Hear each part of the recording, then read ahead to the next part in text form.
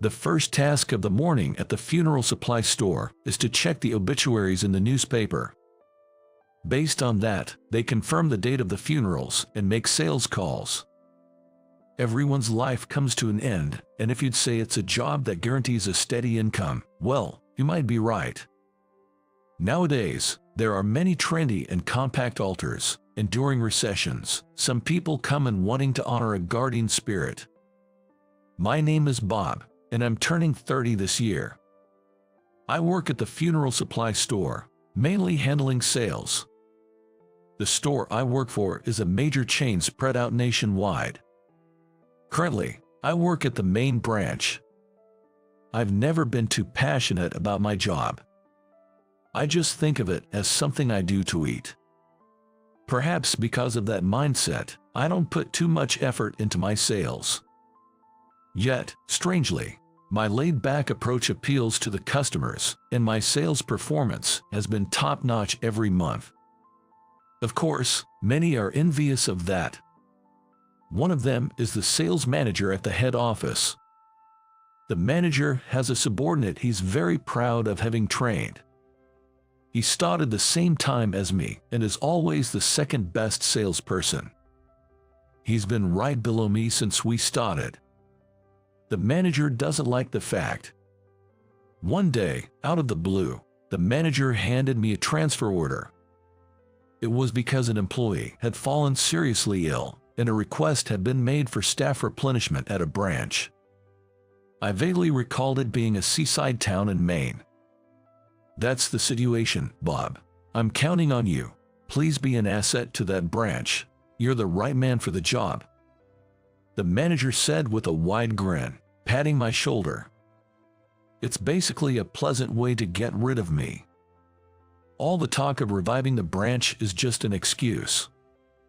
I suppose the manager wanted to get rid of a thorn in his side and recommended me. When you're told to transfer, you do it. That's what I always thought being a regular employee meant, so I accepted the transfer without fuss.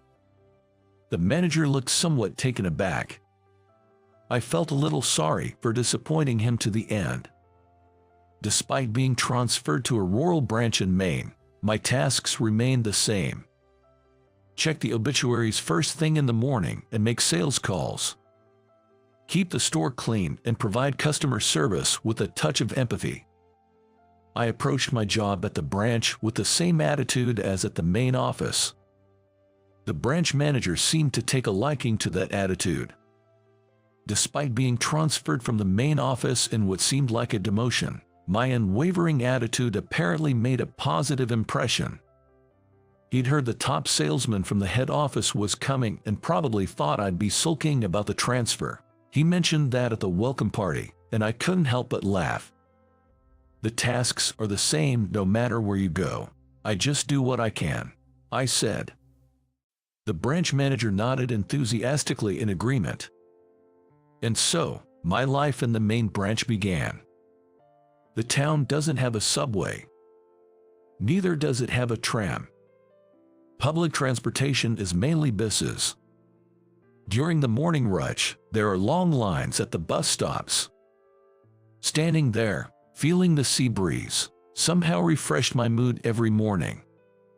This place might suit me better than I thought. As I took a deep breath, I suddenly heard a short scream nearby. Turning towards the sound, I saw a woman lying on the ground. In front of her, a man clutching a white cloth bag. He kept glancing back at the woman but was running towards me. He snatched her bag. "Stop him!" A girl's voice, sounding about 6 years old, resonated around. She's probably the child of the woman. Before I could think, I was already in motion. I'm not confident in my strength, but I trust my speed. I've always been a sprinter in the track team. Throwing my work bag aside, I chased the fleeing man. In no time, listening to my own breathing, I caught up to him. Grabbing his coat, I took him down by the side of the road. Many footsteps approached from behind. It's probably the people who were waiting at the bus stop. The purse snatcher lies stretched out, seemingly resigned. I left him for others to hold down, got up and dust off my suit. Suddenly, my suit was tugged, and looking down, I saw a girl with striking big eyes looking up at me. She smiled when our eyes met.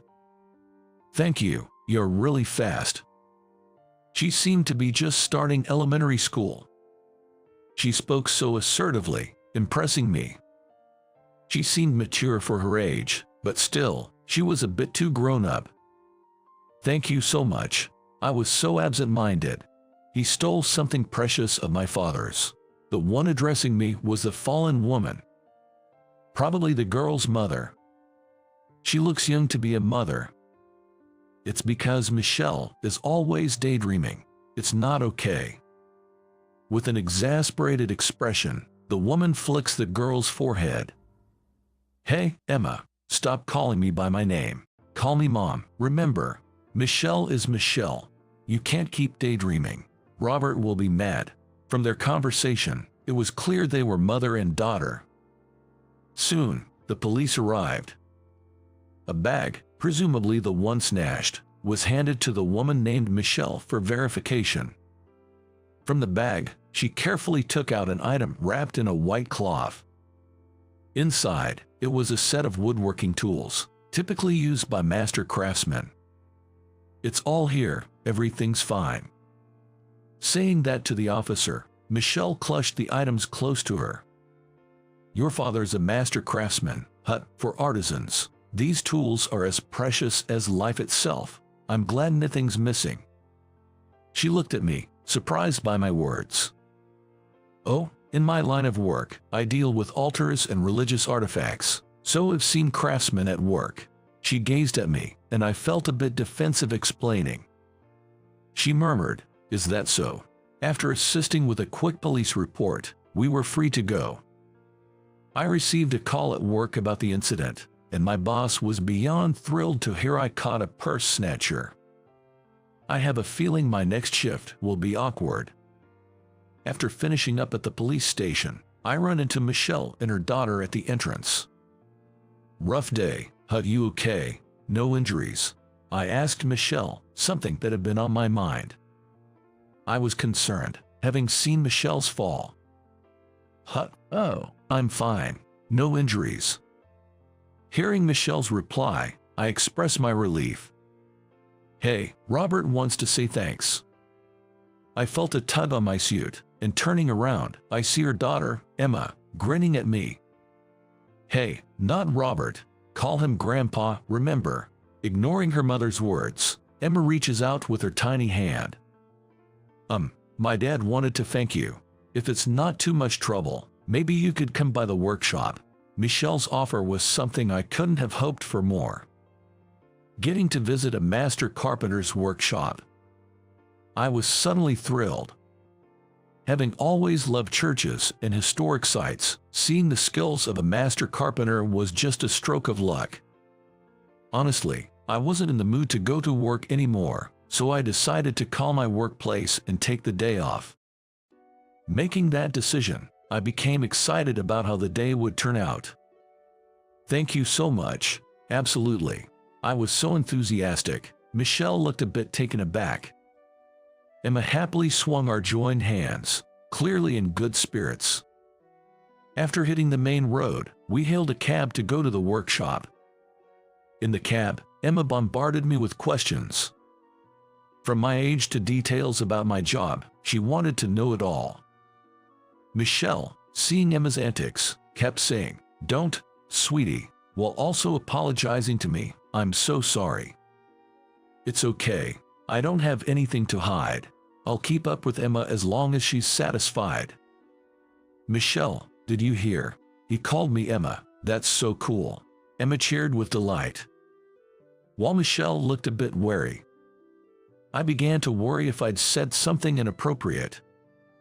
"Oh, it's not like that. I just get nervous when meeting my dad." Noticing my anxiety, Michelle quickly tried to ease the tension. They seemed to be a family with some backstory. After about a 15-minute ride, we arrived at a workshop nestled in the mountainside.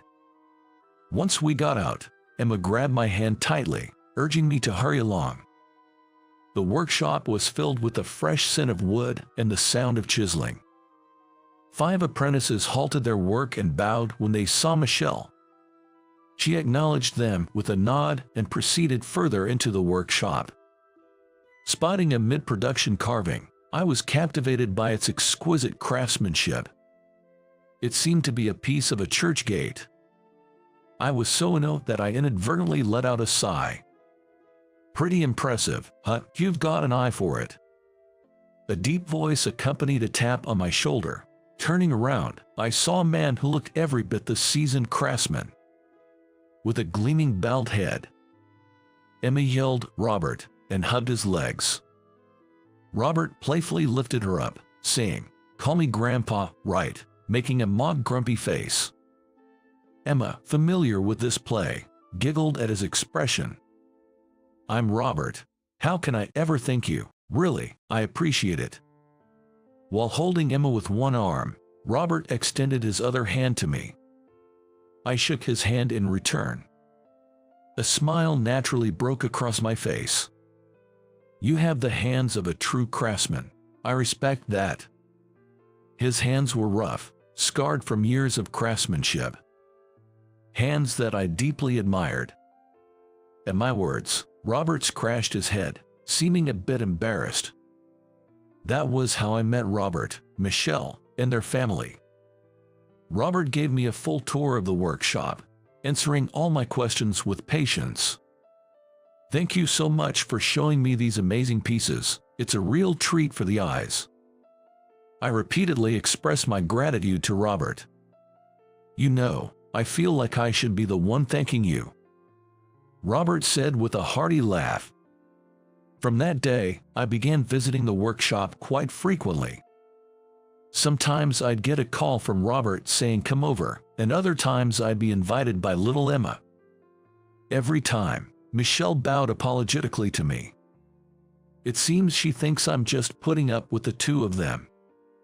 Robert seemed to have taken a liking to me, and we've even started going out for drinks. Right now, he seems most concerned about Michelle. When he's had a bit too much to drink, he always talks about her. She's a divorced single mother. I heard she got married pretty young. I was against the marriage, Robert would tell me over and over. Robert, who takes pride in his carpentry, apparently got too wrapped up in his work and neglected his family. As a result, he didn't notice his wife's illness until it was too late. By the time he took her to the hospital, the cancer had spread throughout her body, and it was too late. Michelle tearfully blamed him, asking why he hadn't taken better care of his family. From that day, a rift grew between Michelle and Robert. I can't do much other than listen to him vent, but I wish I could help in some way. Every time I see drunken Robert, I'm disappointed in my own inability to do anything. Things have taken a bad turn. In the morning, as soon as I got to work, the manager ran up to me, raising his voice. Apparently, there had been a major mistake at the headquarters. Details were still unclear, but there was a rumor that all the dedicated craftsmen declared an end to their contracts. It's hard to get news in our remote branch, far from the headquarters. If all the dedicated craftsmen cut off their contracts, production of the altars would halt. Our company prides itself on selling these self-produced altars. If their supply stops, it's a life or death issue. If the headquarters is facing financial troubles, the first to get cut would probably be the remote branches. It's no wonder the manager is panicked. I contacted a former colleague at the headquarters to get more details. Then, I uncovered a truly shocking fact. Turned out the cause of the issue was that the manager who had demoted me. At the main office, we have social gatherings with the craftsmen a few times a year. The folks who make it and those who sell it. A smooth relationship between the two directly affects sales. At such an important get-together, the manager, of all people, made a scene. He drunkenly ridiculed the craftsmen and belittled their work. When I heard that, I was floored. The manager had always looked down on the craftsmen. This led to many clashes between him and me, and was one of the reasons I fell out of favor. Even as the store opened, everyone seemed restless. In the midst of all this, we received a phone call. It was a call from the headquarters. "Bob, they want you back at the headquarters immediately. The president specifically requested you to try and persuade the craftsmen." Apparently, my good relationship with the craftsmen was well known even at the headquarters. I'm just a regular employee. I can't defy an order from the president. So I immediately boarded a plane to New York. At JFK Airport, a colleague was waiting for me, and we headed straight to the carpentry workshop. It must be really urgent. On the way to the workshop, I contacted Michelle. I was supposed to have a barbecue tonight with Michelle, Emma, and Robert. Emma made me promise to come without fail. I explained the situation to Michelle and asked her to relay the message to Emma and Robert. "I understand. I'll let Emma and my father know." "Excuse me, thank you." Just as I was about to hang up, Michelle stopped me. "Hey, look, I may be overstepping my boundaries saying this, but no matter how you slice it, it's not your fault, Bob. It seems like you're always ready to shoulder all the blame," Michelle said. Her words took me by surprise. She was concerned about me. Her comforting words gave me strength and encouragement. "Thank you, I'll do my best." I said that and ended the call.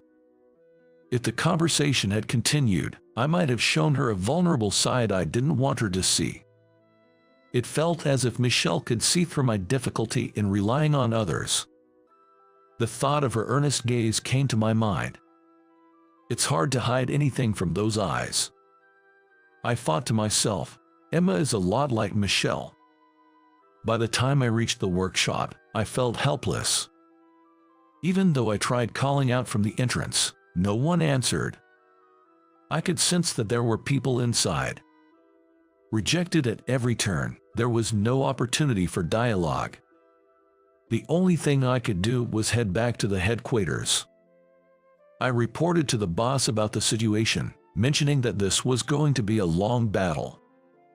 The next day, I went to the workshop again from the morning. I could hear the sounds of work from inside. Despite calling out multiple times, the door was locked tight. I decided to sit by the entrance, hoping one of the craftsmen would come out. This went on for 3 days. The boss suggested taking some colleagues or managers with me, but I had a feeling that it would only cause more friction, so I insisted on going alone. "Hello, it's Bob. Please hear me out." On the 4th day, just like the previous day, I went to the workshop in the morning and kept calling out from behind the closed door. Without our business, the workshop would suffer. I feared that these skilled craftsmen would have nowhere to go. That's what I was afraid of. I hoped they'd listen. I wished they'd understand that not every company is filled with just management-type people. With these feelings, I stood in front of the workshop. But admittedly, doing this every day was both mentally and physically draining. Sleepless nights filled with worry continued. This morning, I felt feverish. As I continued to wait, the door in front of me began to blur. It seemed my fever was rising. I couldn't cause a scene by collapsing here. I clenched my teeth and stood my ground.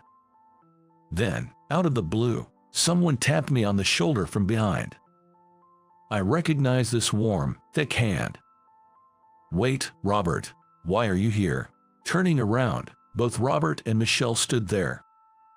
"In times like this, you can rely on me. You're too damn reserved," Robert said with a smile. Michelle explained that she accompanied Robert since he wasn't fond of flying. "All the folks here are my apprentices," Robert said. I felt an overwhelming sense of relief. Robert, with all his might, began knocking loudly on the workshop door. shouting for the craftsmen by name and repeatedly telling them to open up. It felt like only about 15 seconds had passed. The workshop door swung open in an instant. "Can you forgive them this time for the sake of my reputation?" Robert bowed deeply to the workshop owner. The craftsmen, who were not used to seeing their master bow, panicked and said, "Please lift your head. I'm truly sorry for what happened." I also bowed beside Robert. The owner of the workshop, noticing it was me bowing, looked surprised and said, "Didn't you get transferred?" I sincerely apologized and informed him that my boss would be demoted and transferred from the headquarters to a branch. "If you make good stuff, the naysayers will naturally fade away." Robert patted the workshop owner on the shoulder in a comforting gesture. With Robert's help, the problem was resolved. The pending deliveries were completed. Robert and I returned to the branch and finally got back to our routine. Today, after work, I'm visiting Robert's workshop to see some ornaments in progress. "Was my father of any help to you?" Michelle softly approached and asked. "Absolutely. I couldn't have convinced anyone on my own. Your dad is a wonderful man." Upon hearing this, Michelle seemed troubled. Michelle always seemed distant towards Robert. "I've never thought of my father as wonderful." She seemed to believe that if he had cared more for the family, maybe your mother would have lived longer. She revealed that she got married right after high school because she wanted to have her own family sooner. "I was so focused on building a perfect family, that was my downfall." Michelle's ex-husband couldn't keep up with her passion for an ideal family. After their divorce, she realized her selfishness and said with a lonely smile, "My ex was the complete opposite of my father. Couldn't hold a job and didn't earn much." It was only after her marriage that she realized how much Robert loved them. "Robert still cares about you, Michelle. Whenever we go out for a drink, he talks about you. Maybe it's time to make amends." Michelle nodded deeply to my words and whispered, "Maybe you're right." It seemed their flowing relationship was imminent. 3 years later, I stood next to Michelle wearing a formal suit. Michelle looked dazzling in a white bridal gown. "Come on, Bob, you should be thanking me. Do you know how hard I worked to get you and Michelle together?" Beside a triumphant-looking Emma in a festive dress, Robert was laughing out loud. It was Emma who pushed me to propose to Michelle, which I had been putting off for a while. One evening, about 6 months ago, while I was gazing at Michelle in the workshop, Emma suddenly tripped me up and I fell backward.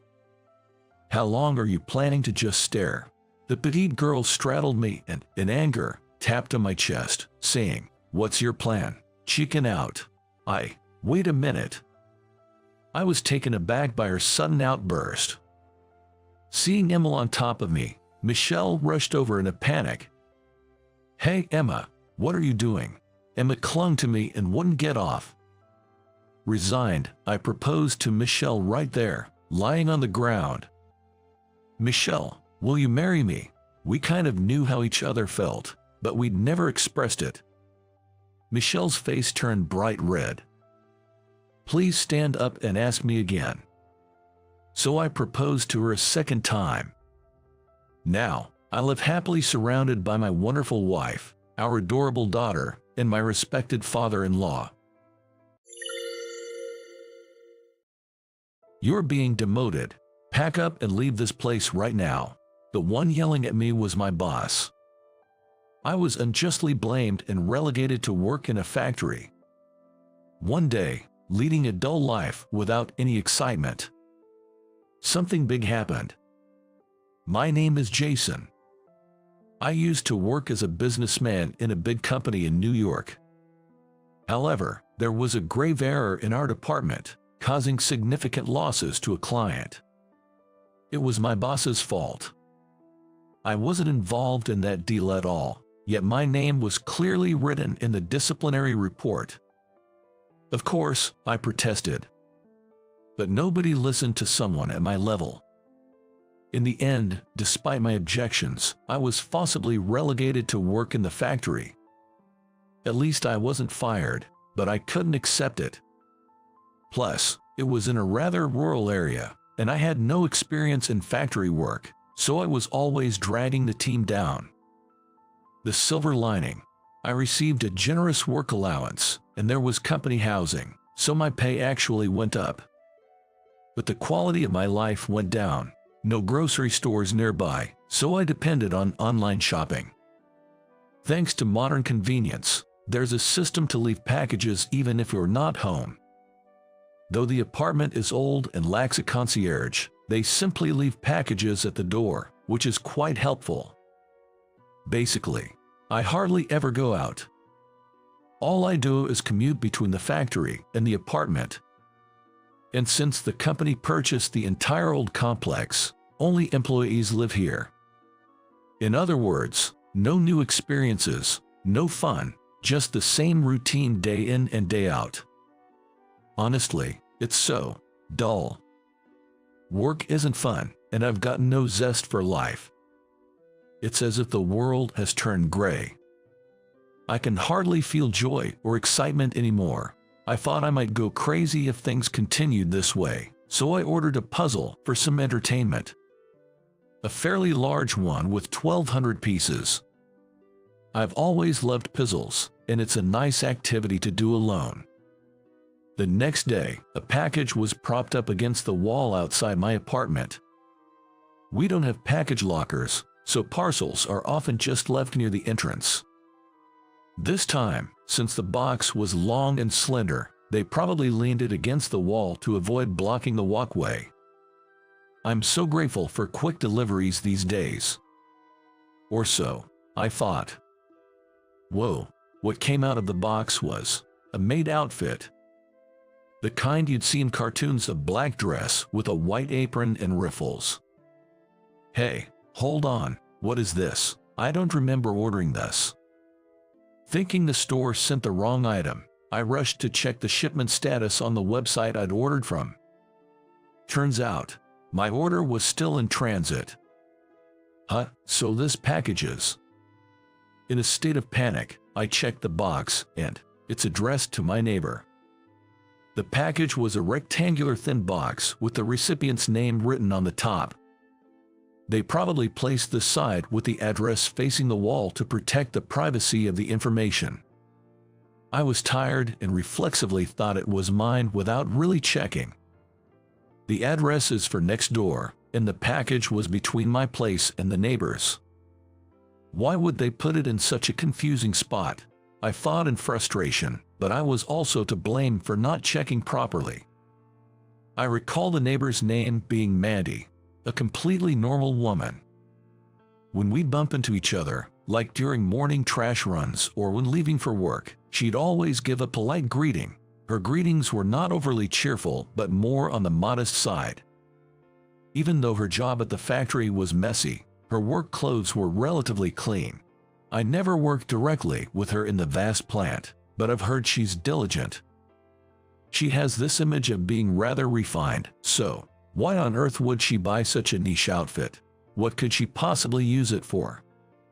For a split second, wild thoughts raced through my mind, and I quickly shook my head. This is no time for fantasies. I accidentally opened my neighbor's package. I have to apologize. I neatly folded the maid outfit, put it back in the box, and immediately left my apartment. Turning right after exiting my apartment, there's Mandy's door. Her apartment lights were on. She probably just got home a bit later than I did. I took a deep breath and rang her doorbell. Hey there. As soon as I called out, Mandy appeared, but instead of looking at her, my eyes were instantly drawn to what was behind her. I was taken aback by the state of her room. Fabric was scattered everywhere, and there were several rolls that looked as thick as rolls of toilet paper. Moreover, in the narrow hallway, there were several mannequins. It honestly looked like a storage room. Is anything strange? Seeing my astonishment, Mandy tilted her head. With her long hair and round face, she looked rather young. I bet you would look adorable in that maid outfit. Lost in those thoughts, I quickly bowed my head. I'm so sorry. I mistakenly opened your package thinking it was mine. Saying that, I handed her a thin rectangular cardboard box. Relief washed over Mandy's face. Oh, thank goodness. I was getting worried because it hadn't arrived. I'm glad the sample made it. Sample. I was caught off guard by the word and involuntarily tilted my head. Mandy quickly glanced down the hallway. I do costume design as a side job. I got an order for a maid outfit, so I ordered a ready-made one for reference. You were surprised because it was a maid dress inside, weren't you? Mandy laughed heartily, just like a child. It wasn't a bashful laugh. It seemed as if she was teasingly enjoying someone's reaction. With her youthful appearance, it looked incredibly adorable. At that moment, I fell for her at first sight. Who would have thought such a cute girl lived right next door in the company apartments? Until now, we'd only exchanged passing greetings. Isn't this a golden opportunity for me? My monotonous days might just change, even if just a bit, right at this moment. That's how starved I was for human connection. Being alone is indeed lonely. I'd love to get to know her more personally.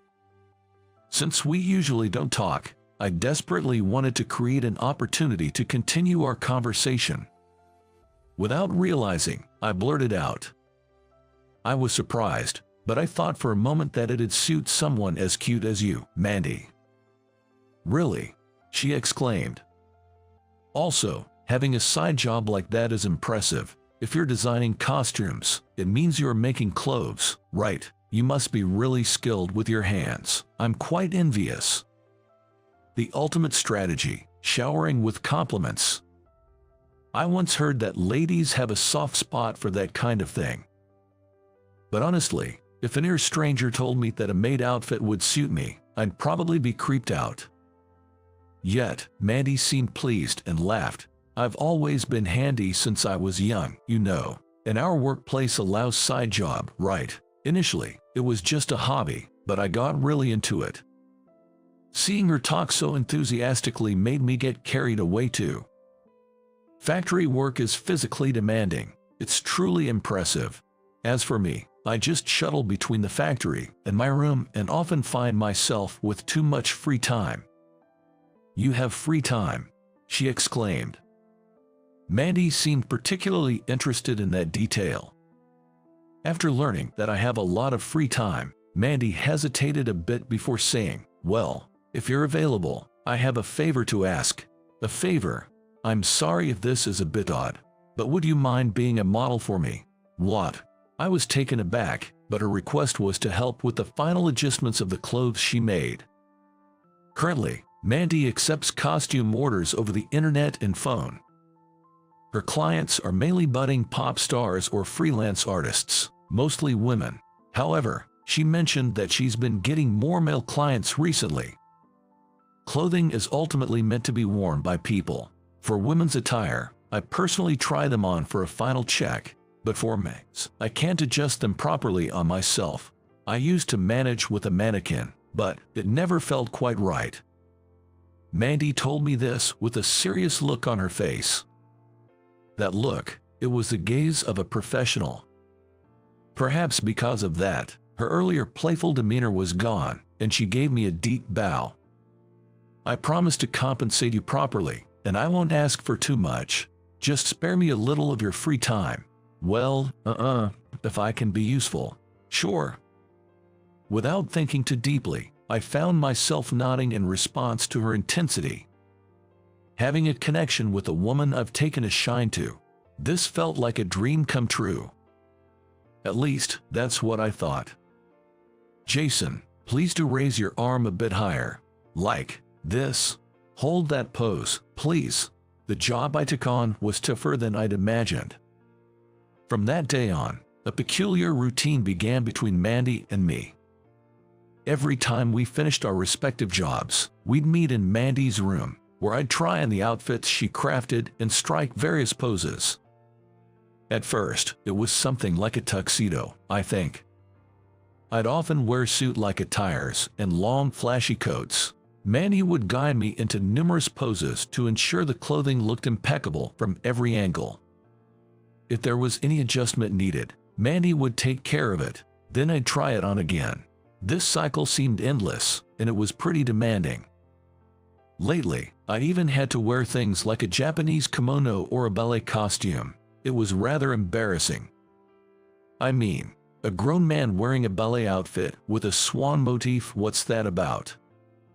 However, even with these outlandish outfits, Mandy was sincerely dedicated to her work. Seeing that, I just couldn't bring myself to laugh. Watching her diligence and integrity, I couldn't help but respect and want to support her. And there was a silver lining to all the hard work. That was getting to taste Mandy's homemade dishes. You see, by the time we wrapped up our trials, it was usually quite late.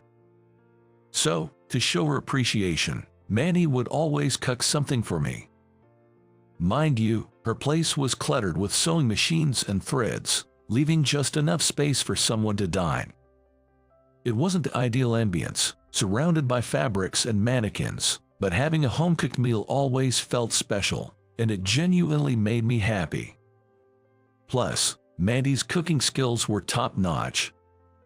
After growing tired of eating the same old fast food, Mandy's meals brought back the joy of dining. This is so good. I'm so lucky to eat this every day. Oh, Jason, you sure have a way with words.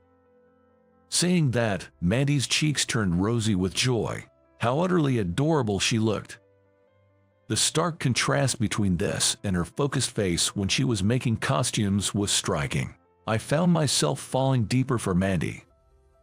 Perhaps because I was so smitten, I'd do anything she asked, and I loved bringing her treats I'd order online. She'd light up every time. She seemed to have a sweet tooth, and watching her savor sweets was like watching a child. She was probably the cutest thing in the world. So, eventually, I started bringing her more and more premium sweets. If it meant seeing her happy, it was worth it. After all, thanks to Mandy, I felt truly happy. She pulled me out of a monotonous life, where my days consisted of just going back and forth between the factory and my room. She brought color and joy into my life with her delightful company and delicious food. She was, in every sense, an angel. I genuinely hoped that these blissful days would continue forever. But our idyllic days together, they didn't last. What did you just say?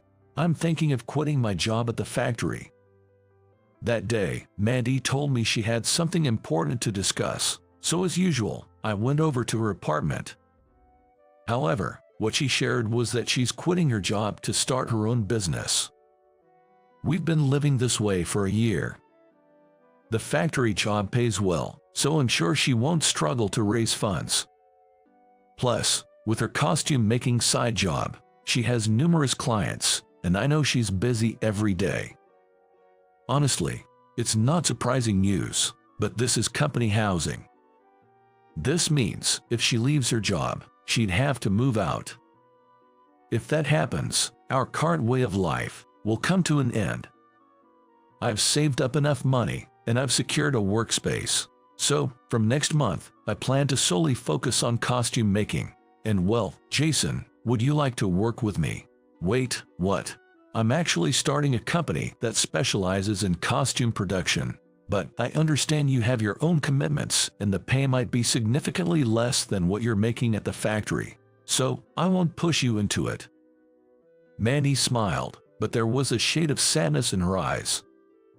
To be honest, given our circumstances, it was hard for me to just blurt out that I'd quit my job to join her. So many thoughts raced through my mind, wondering what the best course of action would be. But, in the very next moment, a particular thought crossed my mind. I imagined someone else taking over my role of trying on the costumes that she made. She mentioned starting her own business. So, she's planning on hiring employees. The thought of someone else wearing her costumes and modeling in my place I really didn't like that idea at all. Forget the money and lifestyle. I strongly felt that I wanted to be there for Mandy. Can I be honest with you? Sure, please go on. I've got feelings for you, Mandy. What? My unexpected confession left Mandy in shock, her voice sounding almost comically surprised. I felt embarrassed and found it hard to look her in the eyes. Initially, I just wanted something in common with you. There was a part of me that helped you with ulterior motives, but seeing how dedicated and serious you are about your work, I've come to truly admire that. Given all this, would you really consider hiring someone with conflicted feelings like me by your side? I want to be there for you, Mandy, but I don't want to get in your way. This was my way of showing genuine intentions. Of course, I believe I could have hidden my conflicted feelings and continued being around her. But that would feel like I was deceiving her, especially since Mandy seemed so dedicated to her work. That's why I decided to be honest and let Mandy decide. I was sure she'd despise me for it, but I felt it was dishonest to continue interacting with her without revealing my true feelings. Sure enough, Mandy became silent. I got scared and hesitantly looked her way. I wondered what kind of expression she had. Just when I thought she'd look down on me. To my surprise, Mandy was crying, her face all flushed. I'm so happy, I'm glad, all my efforts were worth it. Mandy started crying like a child, which sent me into a panic. It seems that Mandy had feelings for me too. Jason, you've always been so kind and supportive. I've always dreamed of becoming your wife, but all I'm good at is sewing. I'm not great at keeping things tidy, and I wondered what to do. Then I heard that the way to a man's heart is through his stomach. So, I've been working hard to improve my cooking skills ever since. Turns out, just like me, Mandy had always been getting her meals from convenience stores or online delivery. But she wanted to catch my attention, so she secretly started practicing cooking. Come to think of it, I remember talking about things like whether I prefer my fried eggs over hard or runny. Without me knowing, she'd been probing my food preferences. No wonder everything she made tasted just right. And to think, I had no idea she was putting in all that effort. Given the serious look on Mandy's face whenever I saw her, I had assumed her kindness towards me was just a way of saying thanks for helping her with work, but I was mistaken. Understanding that she had been secretly working hard to get my attention made me feel an immense affection for her. Looks like we were both smitten, huh? Yes, it seems so. I hope we'll continue to get along from now on. We realized our feelings were mutual and promised to stay together. From then on, our lives took a drastic turn. Mandy and I left the factory and started our own costume production company. We have decided I would be the head of our company. Mandy wanted to focus solely on costume design, so she entrusted the business operations to me. Well, I had worked as a salesperson at the main office, so I was good with numbers, and Mandy wasn't too keen on handling the business side of things, so maybe it worked out for the best. But let's be real, I had no experience in this field, nor had I ever studied business management.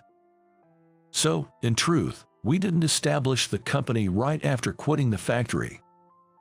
Though Mandy had some business knowledge, she really wanted to focus on fashion. On the other hand, I didn't have much to contribute in terms of fashion expertise. So, for a while, Mandy worked as a sole proprietor, until I took charge of managing the company. During this period, I reached out to old college friends from the business school and begged for their help. Of course, I could have studied on my own, but insights from those with hands-on experience are invaluable. It was, in a way, the first time in my life I had ever truly asked for help, given my previous tendency to just go with the flow. It sure surprised my friends. They were all like, I can't believe that Jason, of all people, is studying so hard. But maybe my desperation showed, because they introduced me to all sorts of people. Folks who'd succeeded with online shopping, experts in law, and even those who had a knack for advertising on social media platforms. Thanks to them, I learned a lot and was able to put that knowledge to use. When it came to the point of starting the company, my friends were right there to help. Whenever I faced a problem or didn't understand something, they'd teach me.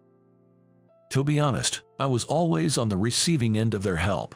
In return, I started introducing them to other connections, and that's how my network expanded. Of course, things didn't go smoothly right from the start, but with the support of many, the company finally got on track. We hired employees and, though still a small-scale firm, it grew decently in about 3 years. Yet, the role model for Mandy's designs was still me, and that fundamental aspect hasn't changed. I'm determined to protect this life and keep it this way. That's the spirit I kept as I managed the company. Once the business settled into a groove, Mandy and I tied the knot. It might have been a bit cliché, but I gave her a ring and said, "I love you." Then, Mandy responded with the brightest smile, putting on the ring and saying, "Me too." Our wedding is still a bit down the road, and currently, Mandy is designing her own wedding dress. I can't wait to see what she looks like in her wedding dress. Accidentally opening that box truly changed my life. From a guy who just went with the flow, I began challenging myself for the one I love, and now I'm the CEO. Some folks around me worried I might be pushing myself too hard, but right now, I'm having a blast. I used to live day by day with no real purpose, but now, I find motivation in doing things for the one I cherish. That, to me, is a beautiful thing. I can confidently say, I'm the luckiest man in the world. How did you like today's story? Hitting that subscribe button and giving a thumbs up would be a great support to our content creation. We're looking forward to your comments as well. See you in the next video. You work 5 days a week including weekends, right? The tavern manager, seemingly 35, the same age as me, confirmed. I responded with a yes, forcing a smile. I work as a full-time line operator in a food factory of a chain supermarket. Our job is to prepare the meals and lunch boxes that would be sold in the stores. My shift is from 7 in the morning to 4 in the afternoon. Since we operate in shifts, there is no overtime. That means I am relatively free in the evenings. That's why I decided to get a part-time job. I chose a tavern in the downtown area not too far from my one-bedroom apartment. Although I was a bit old for a part-time job, I easily passed the interview and got hired. The work hours here were from 6 in the evening until 11 at night. Both my day job and evening job gave me 2 days off a week. So, at least 3 days a week, I worked from 7 in the morning till 4 in the afternoon at my main job, and then 2 hours later, from 6 in the evening till 11 at night at the tavern. Considering the travel time and other factors, I probably got around 4 hours of sleep. Order up for the Alfredo pasta.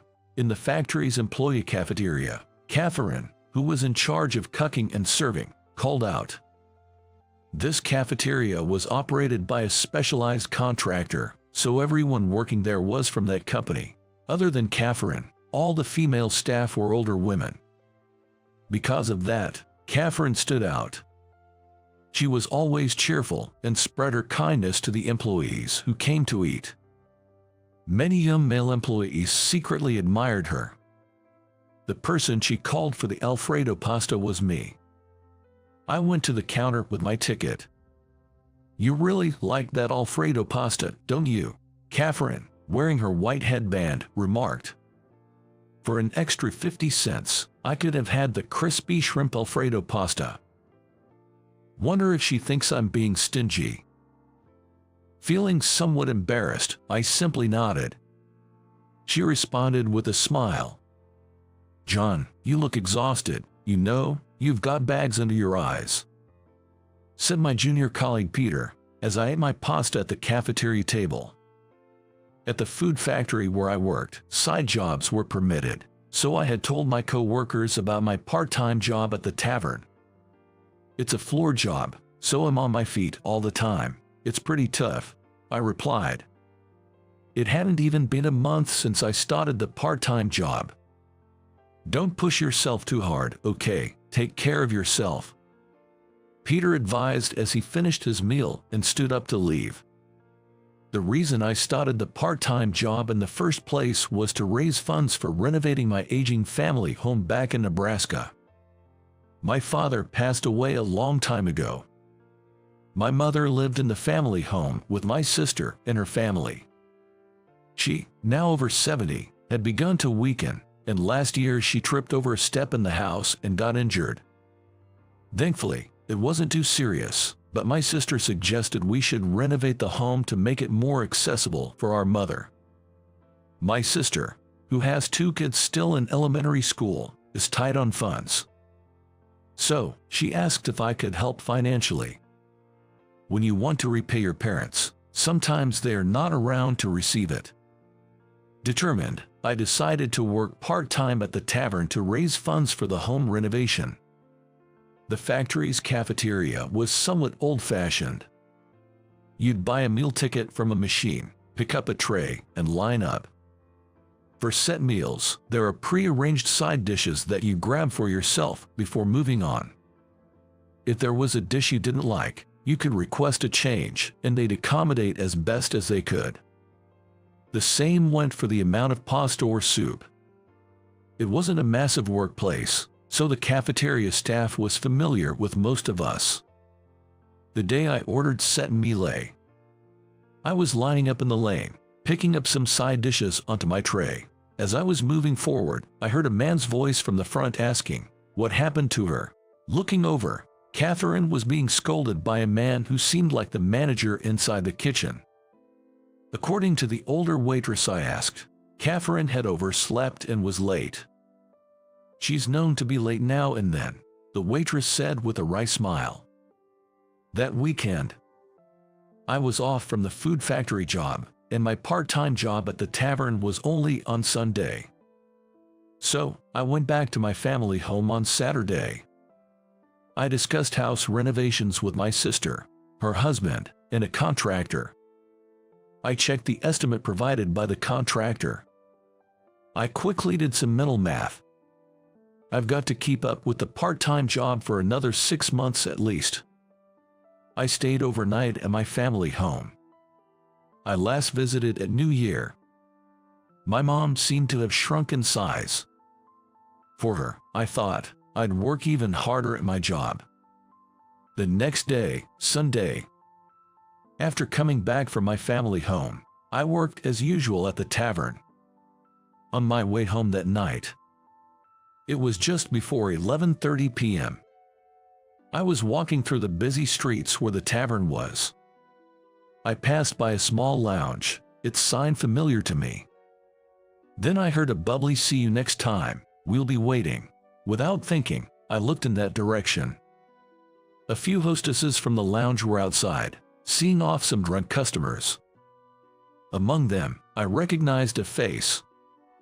It was Catherine, always cheerful and bright, serving us at the company cafeteria.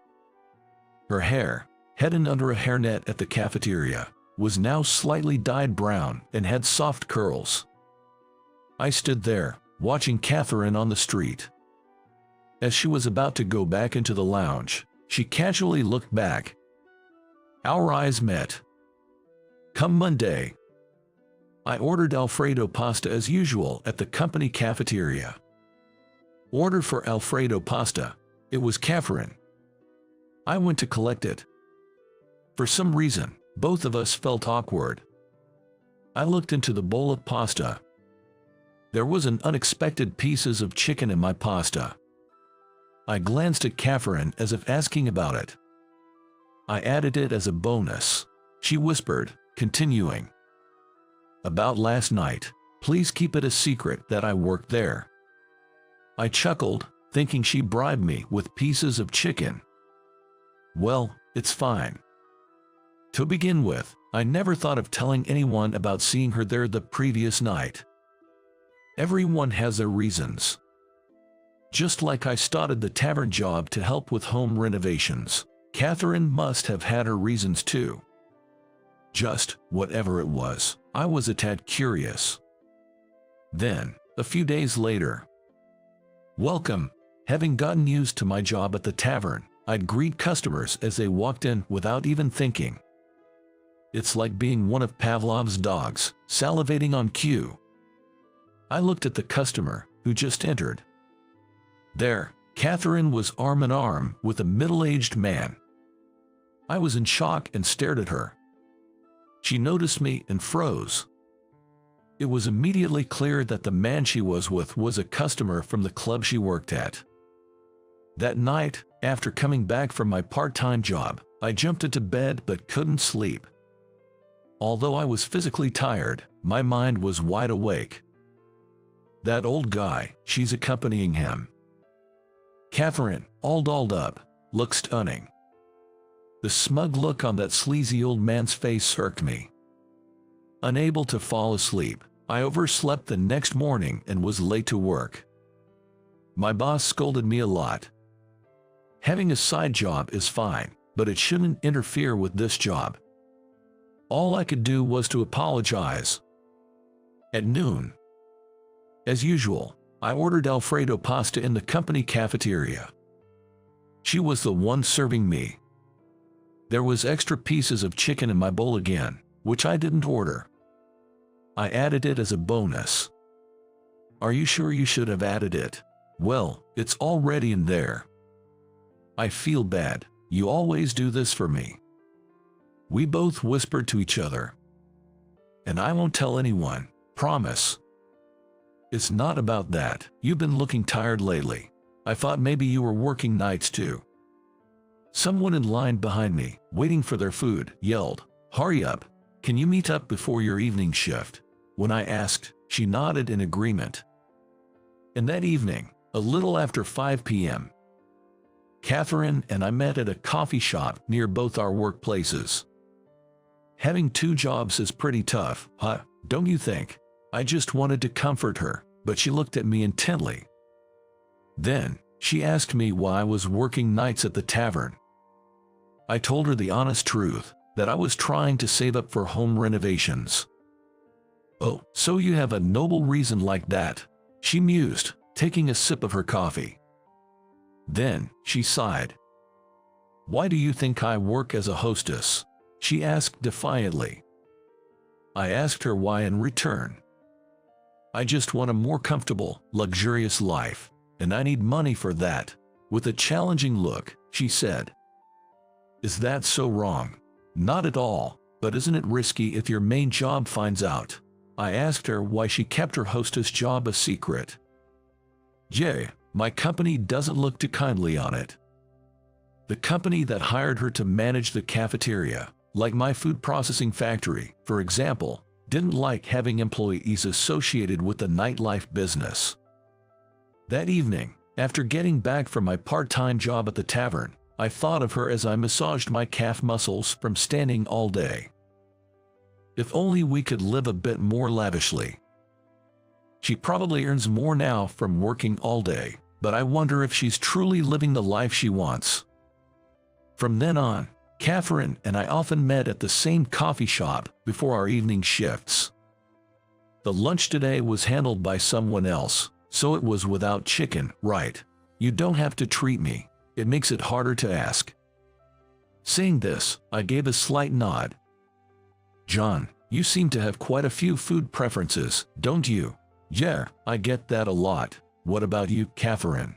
When I asked her, she just shook her head. Around this time, she started calling me John, and I called her Catherine. She then asked me about other foods I dislike. After some thought, I replied, fatty bacon. Also, I do not like minced meat. Really, it's so tasty though. A few days later, in the company cafeteria, I chose the A-set meal and lined up. That day's side dish was nachos with minced meat. As I always did, I was going to push aside the minced meat and eat just the nachos, when a hand from the opposite side placed a bowl on my tray. When I looked up, Catherine was there, whispering, "This is better for you, right?" I looked at the bowl on my tray. It was a generous serving of nachos without any minced meat. Of course, there are other servers, so I couldn't always get Catherine to serve me. However, when I was lucky enough to get her, she would add some kind of extra to my lunch. She had mentioned she was taking a few days off to go back home for her cousin's wedding, and after her return, we met at our usual coffee shop for the first time in a week. "You still look so worn out," she said, handing me a souvenir from her trip. "How was it? How's your family?" I asked, and she simply nodded to indicate that everything was the same. Then, out of the blue, she began. "When I was a child, a massive hurricane hit, and our house was blown away. The region where her family lived had suffered significant damage, and they were forced to evacuate for nearly a year. At the evacuation center, they only had rationed food, so they couldn't be picky. That's why she never became picky about food even now." I feel ashamed of myself hearing that. No, that wasn't my intention in sharing that. Living in temporary housing, and even after their home was rebuilt, her family lived frugally and scrimped and saved. That's why I wanted a more luxurious and graceful life. That's why I wanted money and worked as a hostess, she confessed. I just nodded in silence. Her cousin's wedding was a small, only within the family. But she kept talking about how beautiful and happy her cousin, dressed in a wedding gown, looked. "That's why I'm thinking of quitting the hostess job," she mentioned. "That sounds like a good idea. Just quit, right, Catherine?" I was insistent. Insistent that she quit being a hostess. "John, you ordered the pizza set A, right?" At the company cafeteria, Peter, sitting opposite me, looked at my plate with curiosity. "Doesn't it have more than mine? And doesn't it come with both potato and macaroni salad?" I tried to deflect with a cough, then turned to look at the serving line. The girl with the bandana was serving customers with an innocent expression. A few months later, after finishing my shift at the tavern, I started my walk home. That night was my last day at the tavern job. I had saved up enough for my family's home renovation and decided to quit the job. As I passed by the lounge where she used to work as a hostess, several hostesses came out to see off their customers. She was not among them. And then, as usual, I bought a meal ticket and entered the company cafeteria. Looking around inside, she wasn't there. She had disappeared from this cafeteria. She had transferred to another company cafeteria managed by the same operator. So, I no longer got any extra service from her. In this cafeteria, these days, I often reminisce about the time after her cousin's wedding when we met at the coffee shop after a week. After she said she wanted to quit her job as a hostess and I told her to just go ahead and quit, she later told me this. Seeing the happy face of her cousin, she began to wonder what truly made her happy. It wasn't the luxury of lounging around at home. It was thinking about what little extra treat she could give me in the company cafeteria while waiting for me to show up, wondering what would make me smile. And actually seeing my happy face. She said this, looking at me with intense affection. And yet, here I am, sitting at my own dining table like a kid kept after school, facing a dish of nachos with minced meat that I just can't stomach. I just can't handle it. I don't like the taste of it. "Come on, eat up," she said, avoiding my gaze and looking away. I reached out and playfully tickled her collarbone. She brushed my hand away and looked back at me seriously. "Listen, you need to start overcoming your dislikes, even if it's little by little. You have to eat everything and think about balanced nutrition. It's not just your body anymore. Giving in to Catherine's stern look, I dripped some chili sauce onto the nachos with minced meat. How did you like today's story? Your subscription and thumbs up are a huge motivation for us. We're looking forward to reading your comments. See you in the next video. Oh, wait, was he always this small? He might not fit in. I couldn't help but blurt that out. My ex-husband, Bob, laughed and said, "It's all right. Leave it to me," so I decided to trust him. It had been a while since we had such a conversation. It's been years, and yet it barely fits. I had a sense of relief hearing that. After that event, we rekindled our relationship that once felt like a romantic love story. But before I go any further with our tale, I'd like to take you back to the beginning. My name is Catherine, 27 years old. My husband, Bob, is also 27 and works as a pharmacist. After dating for 2 years, Bob and I got married. Being animal lovers, we decided to get a mixed-breed dog, Milo, as soon as we tied the knot. We used to take him for long walks together and even took him to the park. Getting a dog wasn't the only thing we started when we got married. We also began trying for a baby. We always talked about wanting a baby right after getting married. While enjoying our time with Milo, we were also trying to conceive. However, even after a year, we haven't succeeded. So, we decided to go for a checkup at the hospital. The results came back, and to our surprise, I had fertility issues.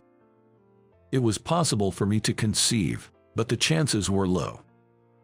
Bob tried to console me, saying it's all right, but I was devastated. The thought of possibly not having the child I always dreamt of was heartbreaking. But I wasn't ready to give up, knowing there was a chance, however small, so we immediately started fertility treatments. We underwent several IVF treatments, spending over $10,000 in total. Sadly, we weren't blessed with a child. Despite the setbacks, I refused to give up. I tried different variety of foods to boost fertility, exercised daily, and kept track of my ovulation cycle and body temperature. I knew my life was consumed by these treatments. But I was too afraid that if I stopped even one of them, our chances of having a baby would vanish. Around this time, Bob and I began to drift apart in our conversations. Ever since Bob realized I was the reason for our infertility, he kept saying, "It's okay if we don't push ourselves. Just the two of us can still have a great time together." I'm sure he got tired of accompanying me through my deep dive into fertility treatments. But all I wanted was a child. I became so consumed with my own issues, I failed to notice Bob's exhaustion and would often lash out with harsh words. Our relationship began to drift apart slowly.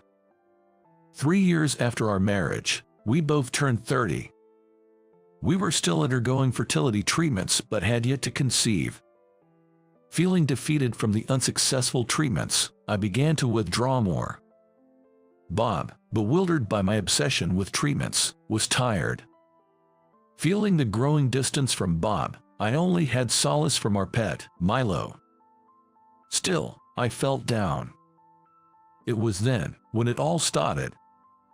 Bob said, "Let's stop the treatments. Why don't we just travel and enjoy life together?" I understood where did he came from. He said that out of concern, seeing me borderline depressed.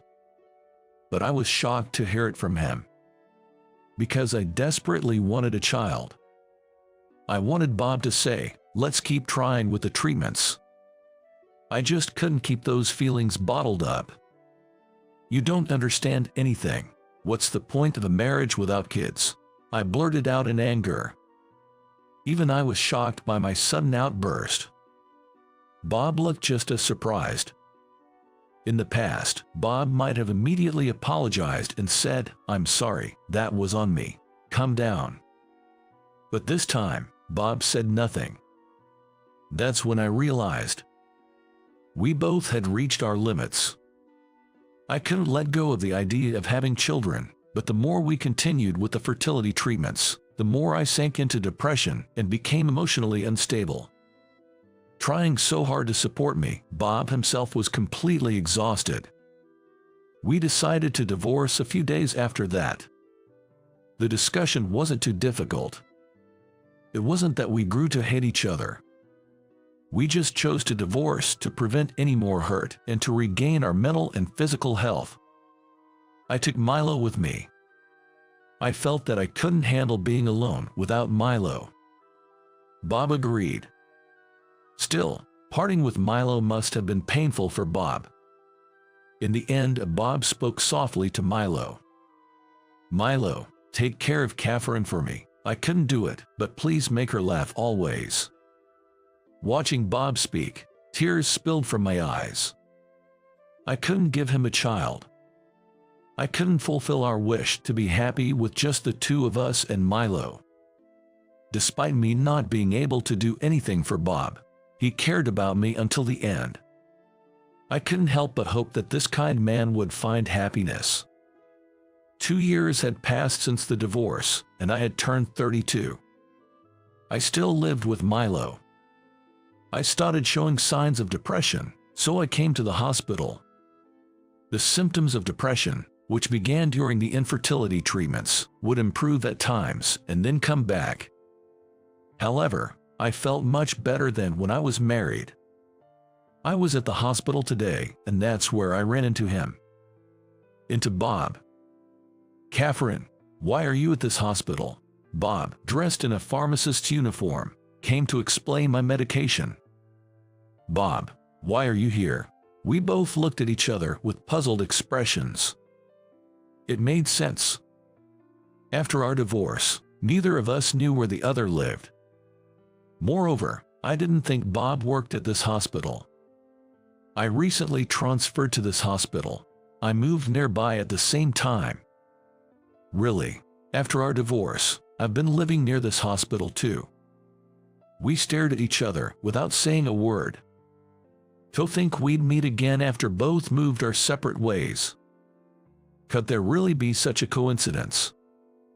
I felt a touch of fate in it. It seems Bob could tell from the medication I was prescribed that I was experiencing depression. "You okay? You seem to have lost some weight. I'm about to finish work.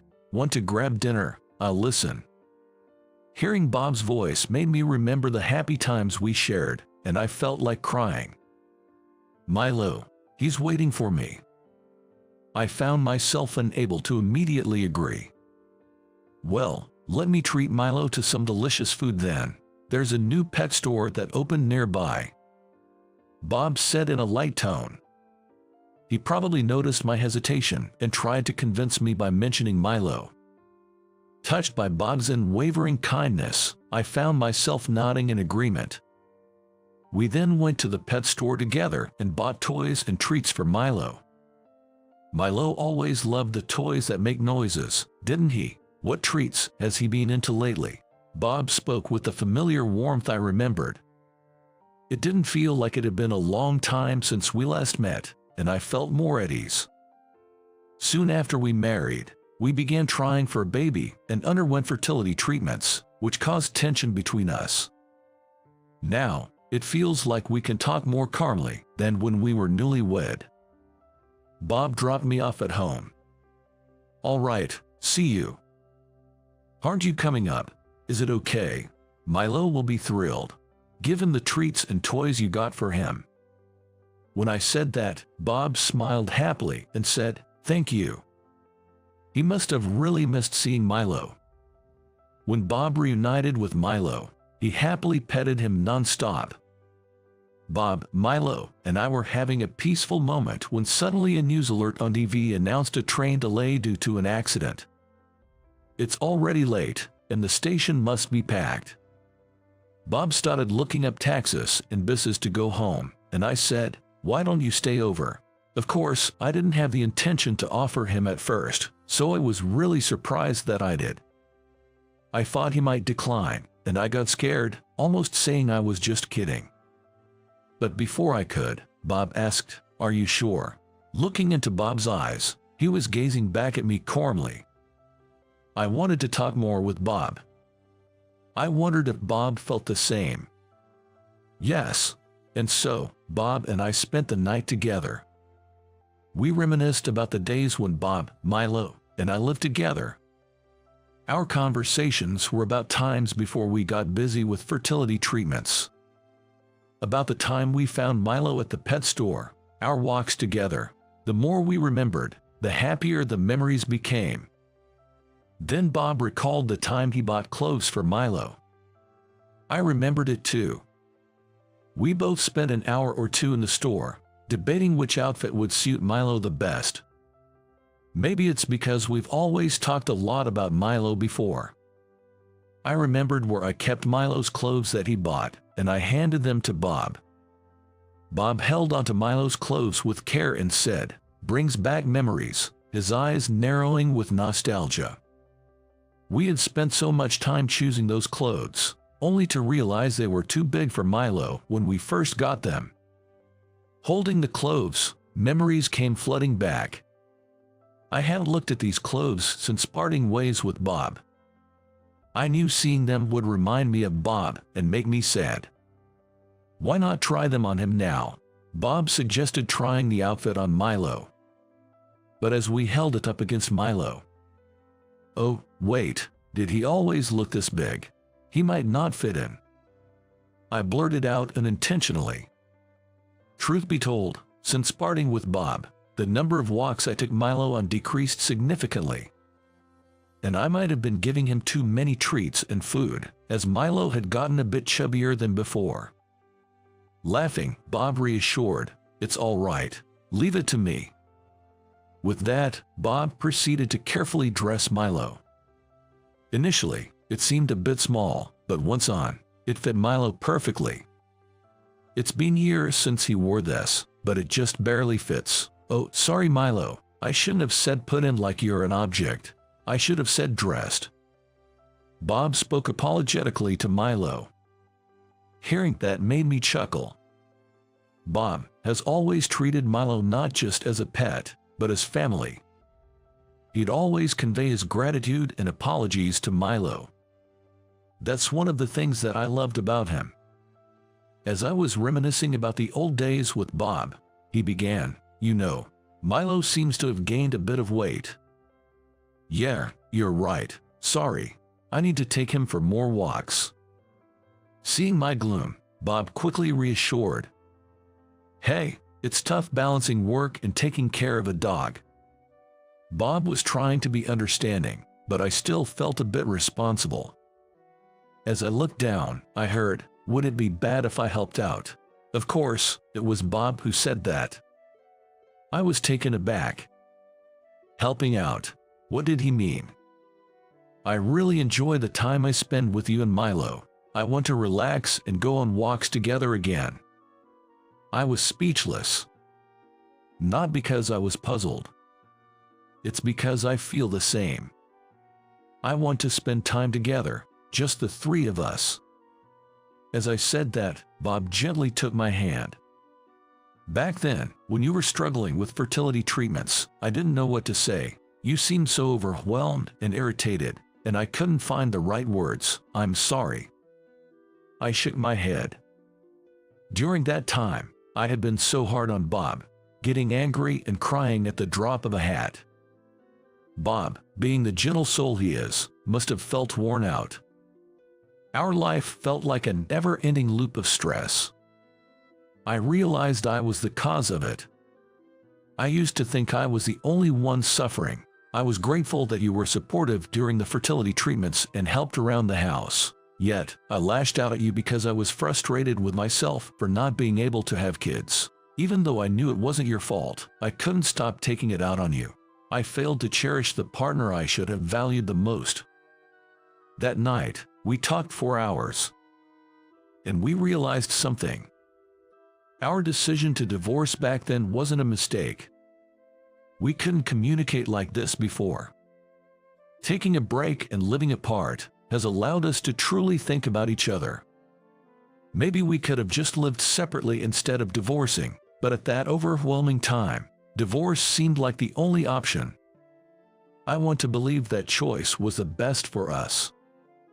Catherine, should we give it another shot? I love the moments with Bob and Milo. But I had doubts about whether we could make it work again. I'm not saying we should remarry immediately. Let's start from being in a relationship. Now, it's different from before. We know each other's strengths and weaknesses. Let's figure out how to live together, understanding those vulnerabilities. Are you sure? Absolutely. His words resonated with me, and I nodded in agreement. We no longer had to bear everything alone. The time apart taught us that it's okay to be vulnerable in front of each other. And so, we began dating again. As we dated, my depression began to lighten. By the time I no longer needed regular doctor visits, we decided to remarry. Our attitude towards having children is relaxed, thinking it would be nice if it happens. Now, we look forward to our walks with Milo. We've even planned a trip. Milo, who had gotten a bit chubby, is slimming down due to our fun walks. Soon, his old clothes might be too big for him. Living with them, I regret saying during my divorce that a marriage without children is meaningless. Because every day is so peaceful and happy. I wish I could show the younger me, who believed happiness equaled having kids, the joyous moments with Bob and Milo. I want to cherish my family in my own way, now and always. How was that for you all? Your subscription to this channel gives me the motivation to create more content. See you in the next video.